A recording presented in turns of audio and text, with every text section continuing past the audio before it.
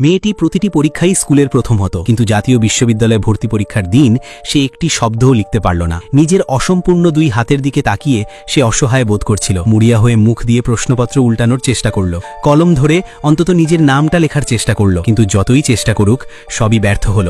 পরীক্ষা শেষ হওয়ার পর সে নিঃশব্দে নিজের আসনে বসে রইল। তার চোখে ছিল শুধুই হতাশা আর শূন্যতা।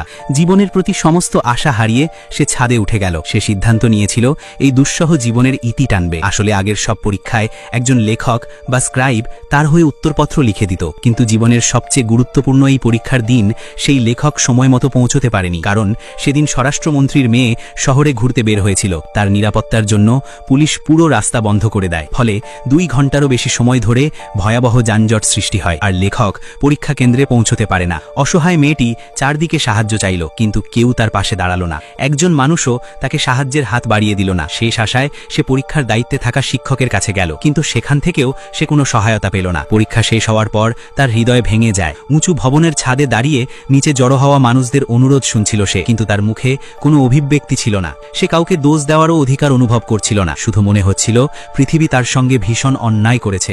এদিকে লেখক দাহাই খবর পেয়ে ছুটে আসে। সে মেয়েটিকে এমন কিছু না করতে অনুরোধ করে এবং দ্রুত ভবনের দিকে দৌড়ায়, কিন্তু 3য় তলায় পৌঁছতেই নিজে মানুষের আতঙ্কিত চিৎকার শুনতে পায়। মেয়েটি ইতোমধ্যেই ভবন থেকে ঝাঁপ দিয়েছে। এক মুহূর্তেই তার করুণ জীবনের সমাপ্তি ঘটে। আসলামের হৃদয় ভেঙে যায়। অপরাধ বোধে সে যেন পাথর হয়ে দাঁড়িয়ে থাকে। কিছুক্ষণ পর মেয়েটির একমাত্র বড় ভাই সেখানে পৌঁছয়। রক্তাক্ত বোনের নিথর দেহ দেখে সে কান্নায় ভেঙে পড়ে। আসলে বোনের সাহায্যের আবেদন সেও পেয়েছিল, কিন্তু সেও একই যানজটে আটকা পড়েছিল।